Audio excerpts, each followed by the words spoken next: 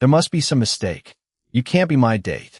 Lauren Prescott did not whisper the words, and that was what made Michael Turner notice the sudden silence from the couple at the next table.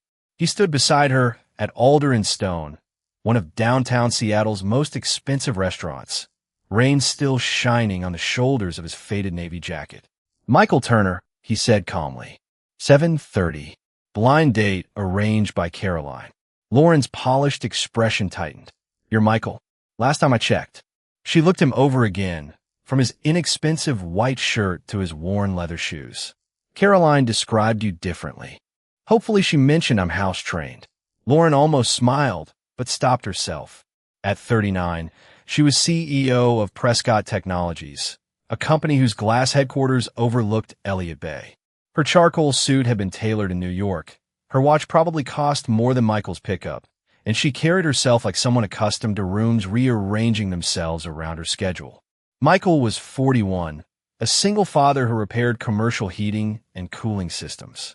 His hands carried small calluses, his brown hair showed the first traces of gray, and the $20 watch on his wrist had a scratch across its face. "Well," Lauren said, sitting down, "we're both already here. That's usually a strong beginning." Michael took the chair across from her. Outside, October rain blurred the headlights along 4th Avenue. Inside, warm amber light reflected from wine glasses while a piano played softly near the bar. Lauren opened the menu. "What exactly do you do?" "Commercial HVAC systems. You repair air conditioners?" "Among other things." "So maintenance. If that makes it easier." Lauren studied him. "Does it pay well?" Michael paused. "It pays the mortgage." "That wasn't my question." "Then probably not by your definition." 3 questions. 3 answers. No defensiveness. That seemed to bother Lauren more than embarrassment would have. "I'm only being practical," she said. "My life is demanding. I travel. I manage hundreds of employees. I don't have much interest in pretending differences don't matter." "Differences matter." "Good. Then you understand." Michael's eyes drifted briefly toward a nearby table being prepared for 4 people. The server placed 4 napkins for glasses, 4 sets of silverware. One place remained empty while 3 guests sat talking. Michael stared at that unused setting for half a second too long. Lauren noticed. "Do you know them?" "No." "Then what are you looking at?" Michael returned his attention to her. Nothing important, but it was important. That morning, his 10-year-old daughter Chloe had sat across from him at their small kitchen table while he struggled with a tie he rarely wore. "What if you like her?" Chloe had asked. "Then maybe I see her again." "And what if she likes you?" "That would certainly help." Chloe had smiled, then looked at the empty chair beside them. It had been 6 years since her mother died, yet neither Michael nor Chloe ever treated that chair as something waiting to be filled. Until lately. Before he left that evening, Chloe had handed him a small paper bag. "Don't open it," she warned. "It's for Lauren. You made something for a woman you've never met. Only give it to her if she's kind." Michael had promised. Now Lauren glanced again at his scratched watch. $20? She asked. "Excuse me. Your watch. It looks like one of those $20 drugstore watches." Michael looked down at it. $23.99. "You remember the exact price?" "I remember most prices." Lauren gave a small laugh. "That tells me more than you realize." Michael said nothing. His phone vibrated in his pocket. He checked the screen beneath the table. Chloe had sent a message. "Dad, remember the gift." Michael looked at Lauren, then toward that empty 4th place setting. A second message appeared. "And remember what I said. Only if she's kind." Michael slowly locked the screen, realizing his daughter had unknowingly given him the one test Lauren's money could not help her pass.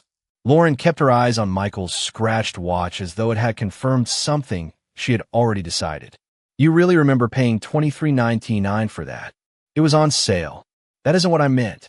Michael reached for his water. "I know." The server arrived with menus and asked whether they wanted appetizers. Lauren ordered seared scallops without checking the price. Michael declined. When they were alone again, she tilted her head. "You're not hungry? I'm saving room for dinner." Or saving money. Both can be true. Lauren gave a small laugh. "Caroline told me you were confident. She's generous. She also said you were successful. Maybe she uses a different measuring tape. What do you make in a year?" Michael's eyebrows rose. Were there already? I don't like wasting time. Neither do I. Then answer. Michael looked toward the rain-darkened windows. Enough to keep my daughter safe, the mortgage current, and food in the refrigerator. That sounds like surviving, not succeeding. The words settled between them. Michael did not challenge her. He simply folded his napkin across his lap. You could disagree? Lauren asked. I think people survive different things. That's vague. It's supposed to be. She leaned forward. Look, Michael, I built my company from 12 employees to more than 800. I spent years working 70-hour weeks. I missed vacations. I took risks. Success requires sacrifice. Michael's gaze shifted again toward the nearby table with the unused fourth place setting. I agree. Then what have you sacrificed? He looked back at her. More than I planned to discuss with someone I met 20 minutes ago. Lauren's expression tightened. You're defensive. No, I have boundaries. 3 short answers. Then silence. The piano softened beneath the hum of conversation, and rain traced thin, silver lines down the glass. Michael's thoughts moved home, where Chloe had probably finished her homework and was negotiating for an extra half hour before bedtime.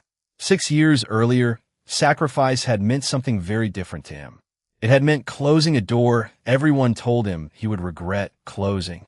He had never regretted it. Your daughter is 10? Lauren asked. Chloe. Yes. And you've raised her alone? Since she was 4. That must limit your options. Michael's expression changed.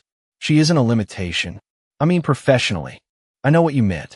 Surely you could earn more if you weren't arranging everything around school pickups and bedtime. Probably. And that doesn't bother you? No. Lauren studied him as if he were a business problem with an irrational answer. You really have no desire for something bigger? Michael glanced at his $20 watch. Bigger and better aren't always the same thing. That sounds like something people tell themselves when better is out of reach. For the first time, hurt flickered behind his eyes. It vanished almost immediately. Maybe. Lauren seemed encouraged by his silence. What about 5 years from now? 10? What future are you building? Michael looked at the empty place, setting once more. One where Chloe knows her father showed up. Lauren shook her head. That's admirable parenting. It isn't ambition. Michael's phone vibrated. He expected another message from Chloe, but the screen showed her babysitter, Mrs. Harris. Michael, I'm sorry. My husband is having a medical issue and my daughter is picking me up. Chloe is fine, but I can't stay. Can someone come for her? Michael straightened immediately. Everything okay? Lauren asked. My sitter has to leave. So you're leaving too? If Chloe needs me. Before he could respond, another message arrived. Mrs. Harris had already contacted Michael's sister, Jenna, who lived nearby. Jenna can bring Chloe downtown. She says she's about 20 minutes away. Then Chloe's name appeared on his screen. Dad, Jenna says I can come get you. I'm bringing Lauren's present. Michael stared at the message. Lauren noticed. Your daughter? She may be coming here. Lauren looked toward the empty fourth place setting. Tonight. Michael nodded slowly. Another message appeared from Chloe. Don't worry, Dad. I'll know if she deserves the empty frame. Lauren's eyes moved from Michael's phone to the unused place setting at the nearby table. The empty frame? Michael locked the screen. Something Chloe made. For me? Apparently. Your daughter makes gifts for women you haven't even decided you like? Michael gave her a measured look. She made it because she knows tonight matters to me. Lauren, lean back. You told a 10-year-old that much about a blind date. I told my daughter I was meeting someone, and she immediately started imagining a family? No, Michael's voice remained calm. Chloe understands family better than most adults I know. The server arrived with their entrees, placing wild salmon before Lauren and roasted chicken before Michael. Michael thanked him by name after noticing his badge. Lauren barely touched her fork. What does an empty frame have to do with family? You ask a lot of questions for someone who decided what I was worth before the appetizers. Lauren's expression hardened. I'm trying to understand you. That would have been a better place to start. 3 sentences passed quickly, then silence settled between them. Outside, Seattle rain shimmered beneath the streetlights. Michael looked again at the fourth place setting, and his mind returned to his kitchen that morning. Chloe had been eating cereal when when she noticed him staring at the chair beside her. "You know, Mom doesn't disappear if somebody else sits there," she had said. Michael had nearly dropped his coffee. Chloe sometimes spoke about grief with a clarity that made adults seem clumsy. "I know," he had answered. "Then maybe someday we need another person in our pictures." Michael had smiled, but Chloe had not been joking. Lauren cut into her salmon. "How long has your wife been gone?" 6 years. "And you haven't remarried?" "No. Serious relationship? Not since Chloe was little." "Why?" Michael looked toward the window. "Because losing her mother taught Chloe that people can disappear. I wasn't interested in bringing people into her life casually." Lauren nodded, though her face still carried skepticism. "That sounds noble, but there has to be room for your own future." "There is." "Where?" "You keep assuming my future has to look like yours." "I'm assuming adults need goals beyond making school pickup." Michael set down his fork. "Chloe is not the reason I lack goals." "Then what are they?" "Keeping promises, doing work well, raising a decent human being, maybe finding someone who understands that none of those things are small." Lauren sighed. "Michael, those are values. I'm talking about ambition. Maybe you've separated two things that shouldn't be separated.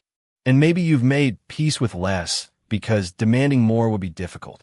Michael's jaw tightened slightly. "You really believe money is the clearest evidence of a future?" "Not money alone. Progress. And you see none in me." Lauren hesitated, then chose honesty without kindness. "I see a 41-year-old man repairing HVAC systems, wearing a $20 watch, driving an old pickup, and organizing his entire schedule around a 10-year-old. So no, I don't see the kind of future I would choose." Michael became completely still. The piano continued softly. Glasses chimed somewhere behind them. "You know what's interesting?" he said. "What?" "You've spent an hour asking what I can offer your future without once asking what kind of person I am." Lauren opened her mouth, but his phone vibrated again. "Jenna, we're parking now." Chloe insisted on wearing the yellow raincoat. Michael stood. "I'm going downstairs." Lauren looked surprised. "You're ending dinner?" "My daughter is here." "Michael, we haven't even finished." He reached for his wallet. "I think we have." Then a second message appeared from Chloe. "We're inside. I have a frame." Michael looked toward the staircase, and from the lobby below came the bright voice he could recognize anywhere. "Dad!" His face changed instantly. Lauren saw it. The guarded man disappeared, replaced by a father whose entire world had just walked through the door. Then Chloe called again, louder this time. "Dad, I brought the empty picture frame for the lady you hoped might become part of our family someday." Michael was already moving toward the staircase when Lauren said, "Wait." He stopped. "What? You're really leaving because your daughter showed up?" "I'm leaving because this evening has run its course."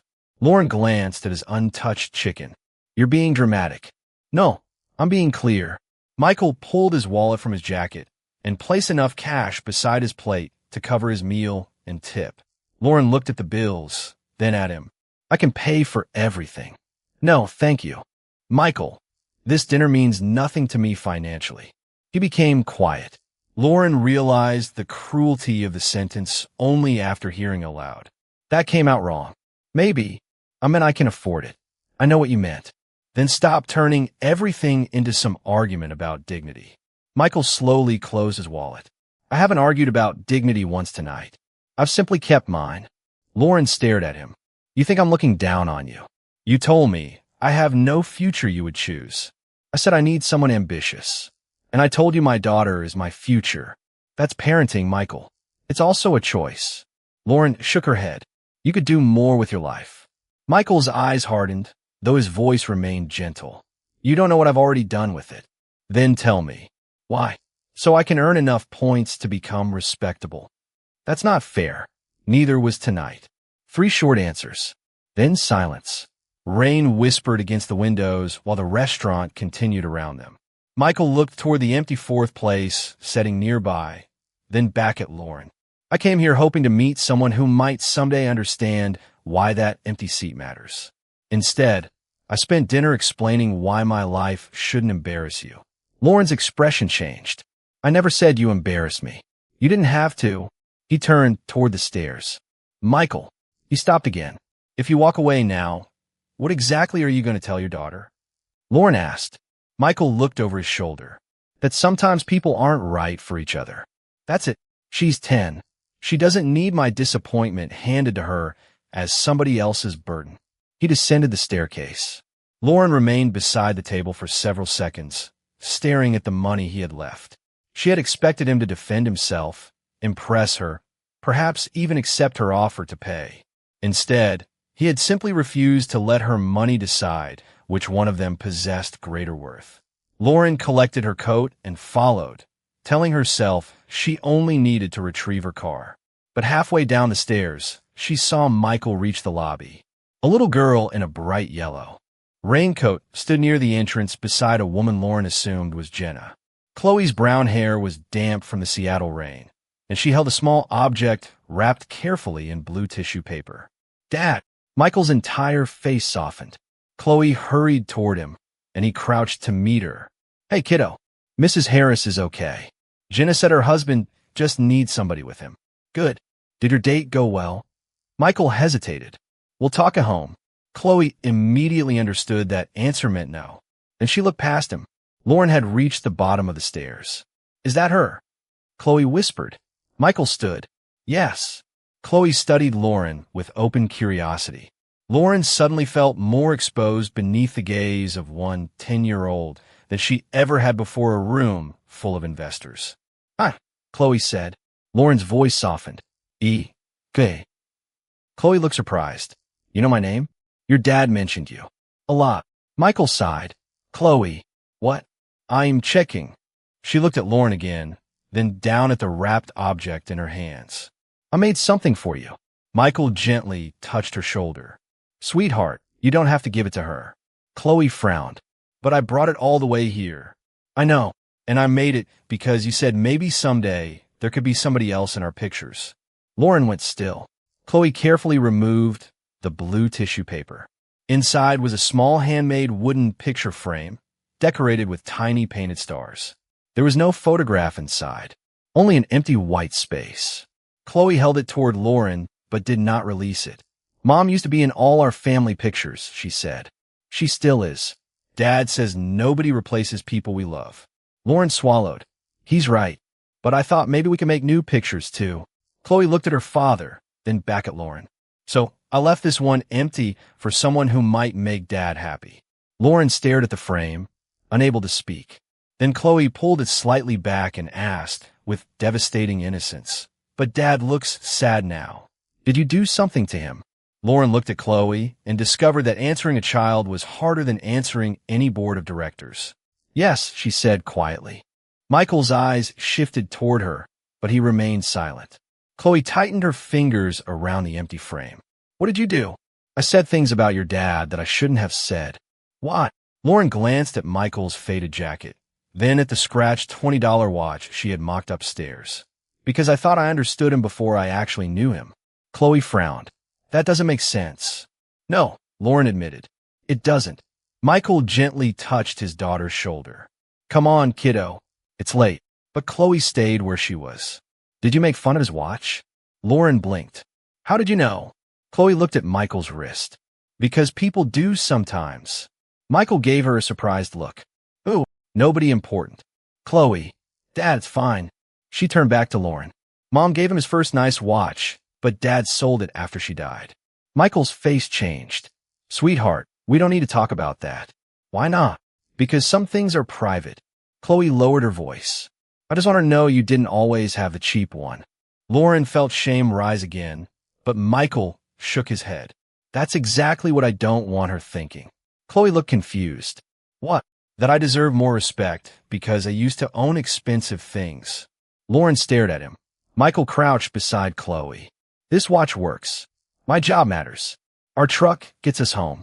None of those things should decide whether somebody treats us kindly." Chloe considered this, then nodded. "Okay." Michael stood.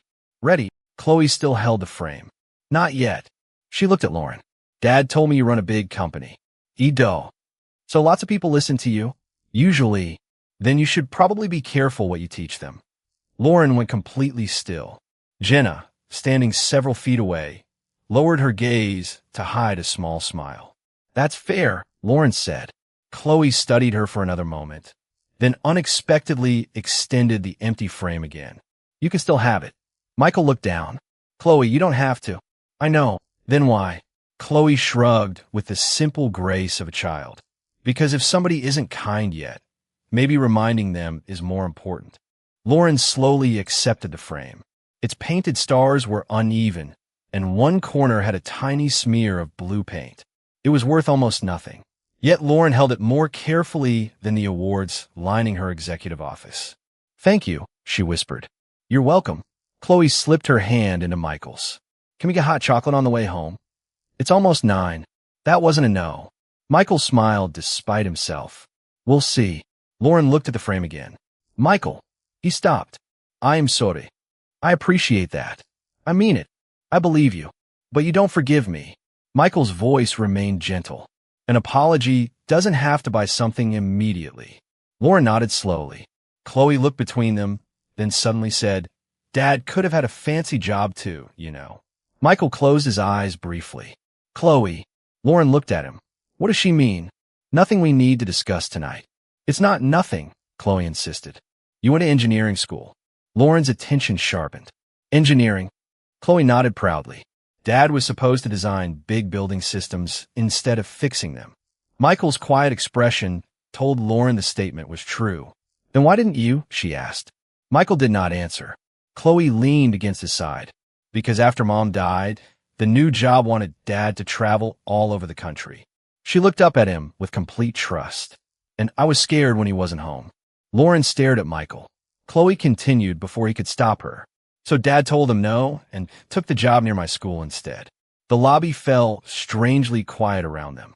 Lauren looked at the inexpensive watch, the faded jacket, and the man she had called unambitious. For the first time, she understood that everything she had mocked might not be evidence of failure at all. It might be evidence of what Michael had chosen to sacrifice. Lauren looked at Michael as though she were seeing him for the first time. You studied engineering? Michael glanced at Chloe. Mechanical engineering. Where? University of Washington. And you had a design position waiting for you? He nodded once. A firm specializing in commercial energy systems. Hospitals. Office towers. Large campuses. Lauren's eyes narrowed. That sounds like exactly the future I accused you of not wanting. Michael remained calm. It was one version of it. What happened? Chloe answered before he could. Mom died. Michael rested a hand gently on her shoulder. Kiddo, she should know. She doesn't need my resume before deciding whether I deserve respect. Lauren lowered her eyes. He's right. Chloe looked between them. Michael sighed and continued. The offer came about 8 months after Karen passed. Good salary, good benefits, real opportunity. But the projects required travel. How much? Lauren asked. 8 or 10 nights away most months. Sometimes 2 weeks at a time. Lauren glanced at Chloe, and she couldn't handle that. Michael's expression softened. She was 4 years old. She had just spent months watching her mother become too tired to do the things they used to do together. Then one morning Mom wasn't coming home again. Chloe started worrying the same thing would happen every time I left. Chloe looked down at her yellow raincoat. I used to sleep outside Dad's bedroom. Michael crouched beside her. For a little while. Because I wanted to hear him breathing. And now you steal all the blankets when you fall asleep watching movies. Chloe smiled faintly. That's different. Michael stood again. Lauren held the empty picture frame against her coat. So you turned the job down. I asked for less travel first. They couldn't guarantee it. You could have hired someone. I had help. Jenna helped. Neighbors helped. But Chloe didn't need another responsible adult at 2 in the morning. His eyes settled on his daughter. She needed her dad. Lauren swallowed. And the HVAC job? 10 minutes from her elementary school. Regular hours most weeks. My supervisor had 3 kids and understood when I needed to leave. For much less money. Yes. You never regretted it? Michael answered without hesitation. Not once. Chloe looked up. You complained about the truck. That is not the same thing. And the water heater. Also not the same thing. Chloe smiled. For a moment, even Lauren did. Then her expression became serious again. Why didn't you tell me upstairs? Michael's gaze returned to her. Because what would it have changed? Everything. That's the problem. Lauren went still.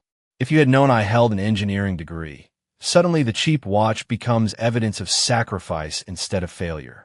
The old truck becomes sentimental instead of embarrassing.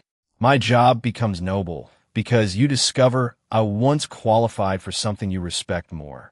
Lauren had no defense. Michael continued quietly. But what if none of that were true? What if I had never gone to college? What if fixing heating systems was simply the best job I could get? Would I deserve less dignity? No, that answer came easier after Chloe told you my past. Lauren looked down at the crooked stars on the frame. Yes, the admission was barely above a whisper. Rain tapped against the lobby windows.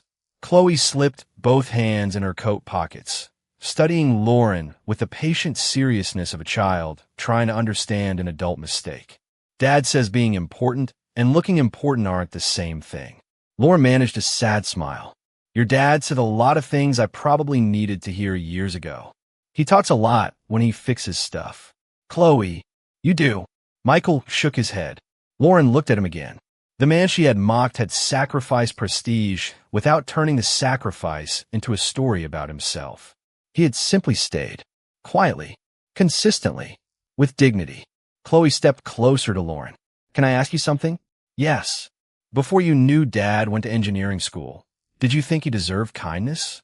Lauren's fingers tightened around the empty frame. Chloe's next words were even softer. And if I hadn't told you his secret, would you still think he mattered? Lauren did not answer immediately. Chloe's question hung in the lobby with more weight than anything Michael had said upstairs. I wish I could tell you yes, Lauren finally said. But I don't think I can. Chloe's eyebrows drew together. Why not? Lauren looked at Michael's faded jacket, then his scratched watch, then the man himself.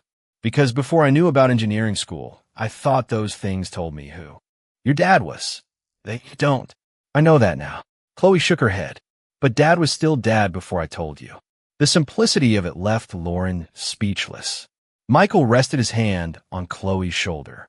Sweetheart, people make mistakes. I know, and sometimes they need time to understand them. Chloe looked at Lauren. Do you understand? Lauren took a slow breath. I understand that I walked into dinner expecting someone who looked successful by my standards. When your dad didn't, I stopped being curious about him. Were you mean? Yes.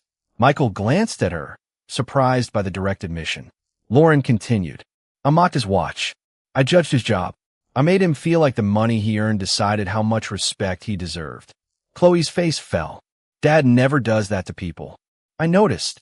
He knows everybody's name at the grocery store. Chloe. And he tips even when we're saving money. Michael sighed. You are presenting a very aggressive character reference. Because you won't. Lauren looked at him. Why wouldn't you defend yourself? Michael's voice stayed quiet. Because if someone needs my resume before offering basic respect, my resume isn't the problem. Lauren lowered her eyes to the empty frame. For years, she had believed confidence meant never allowing anyone to see uncertainty. Yet standing before a 10-year-old girl, she realized there was another kind of strength in admitting when you had been wrong. Chloe, your dad deserved kindness before I knew anything impressive about him. Okay. And I didn't give it. Okay. Lauren almost smiled. You're making this difficult. Dad says apologies are supposed to be a little difficult. Michael looked down at her. When exactly did I say that? When I broke Aunt Jenna's lamp. Different context. Chloe turned back to Lauren. Are you sorry because Dad was almost an engineer? No, Lauren's answer came faster this time. I'm sorry because it shouldn't matter whether he was ever an engineer. Michael's expression changed slightly. Lauren faced him. If you had never gone to college, if that watch really was the best thing you could afford, if your truck had no story behind it, I still had no right to make you smaller, so I could feel certain about myself. Silence followed.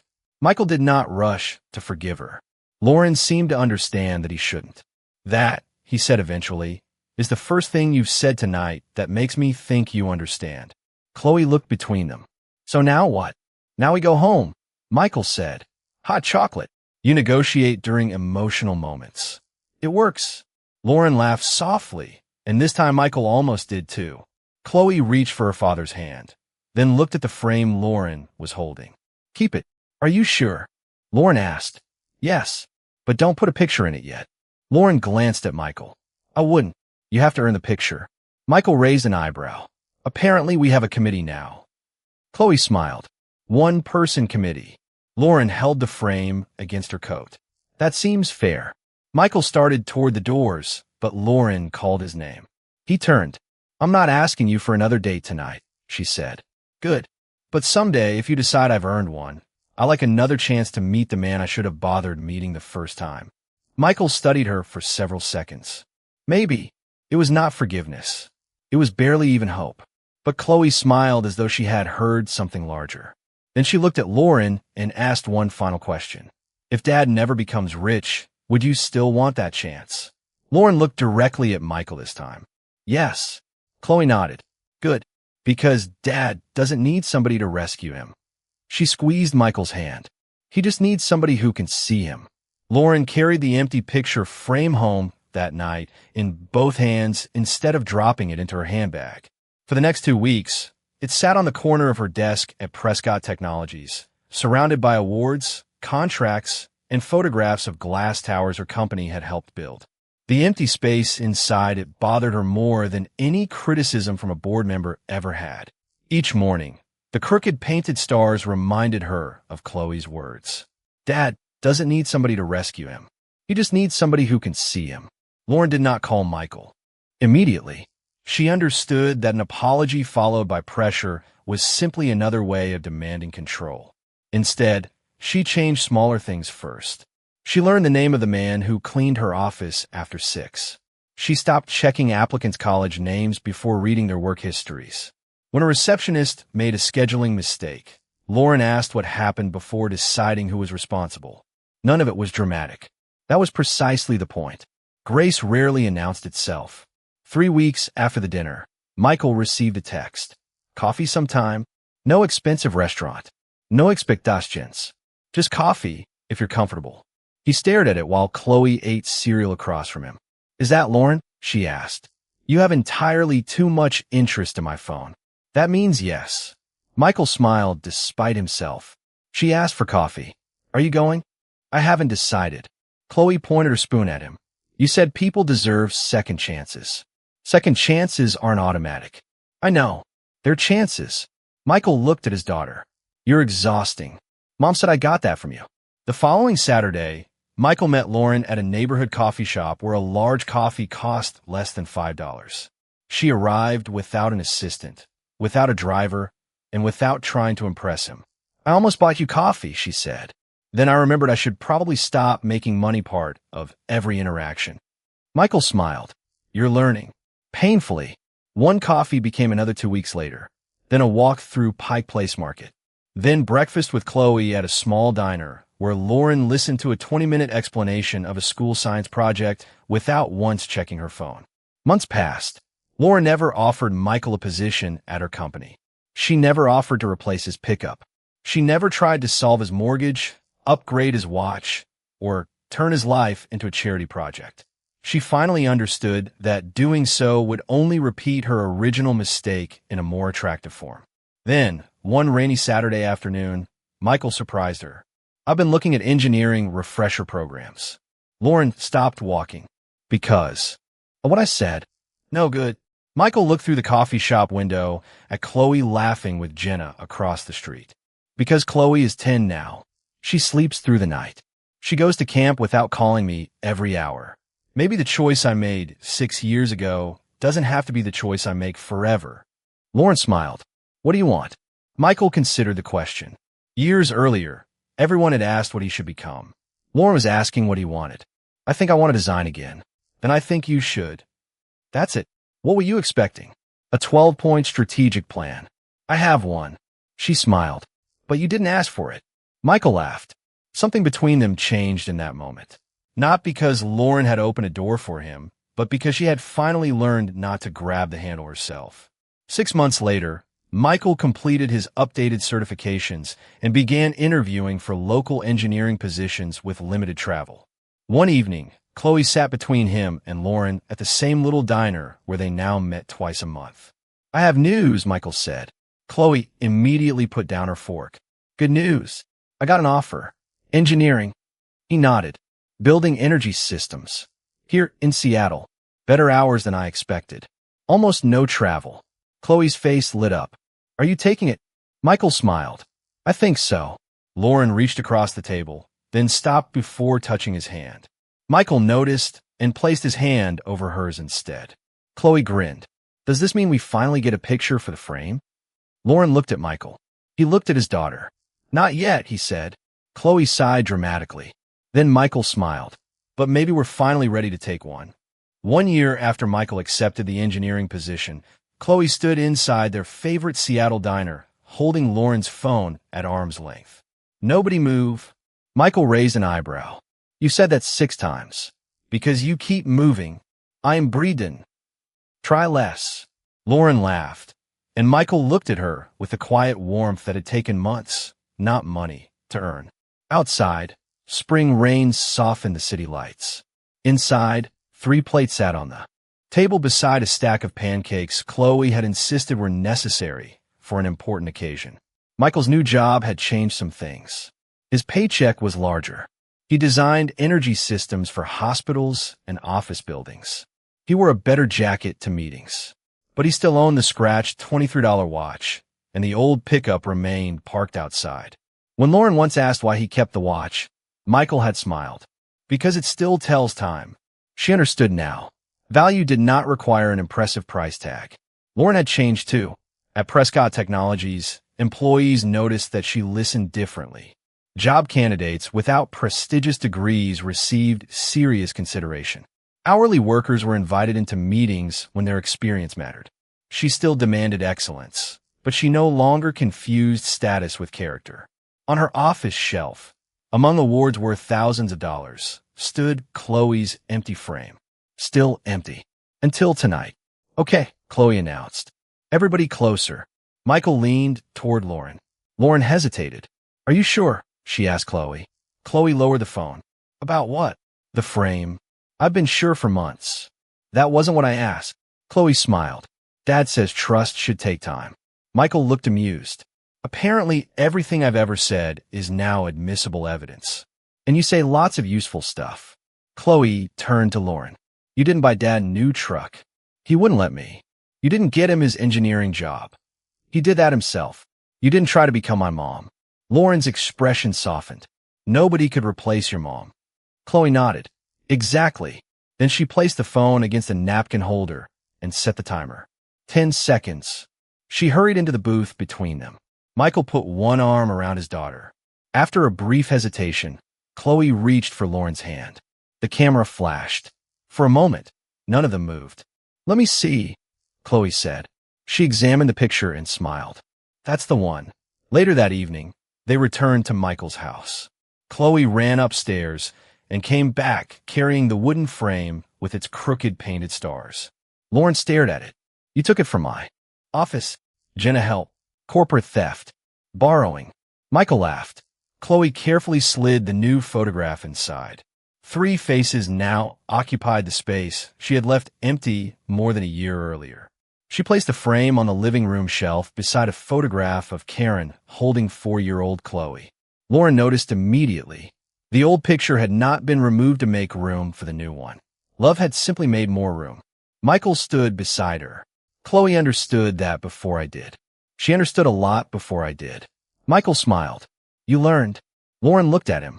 Slowly. Slow can be good. Chloe appeared between them. So, is Lauren officially part of our pictures now? Michael looked at Lauren, then at the 2 photographs standing side by side. I think she is. Chloe smiled and wrapped her arms around both of them. Lauren closed her eyes for a moment. On their first night together, she had believed Michael needed a better career, better clothes, more money, and a bigger future. She had been wrong about all of it. Michael had never needed rescuing. His dignity had existed before she recognized it. His worth had existed before she respected it. And the little girl who changed everything had never asked Lauren to become richer, softer, or smaller. Chloe had asked only whether she could see a good man before learning what impressive things he had once been capable of. Now, beneath the quiet light of Michael's living room, the empty frame finally held its picture, while Karen's remained beside it. Nothing had been replaced. Something new had simply been given permission to begin.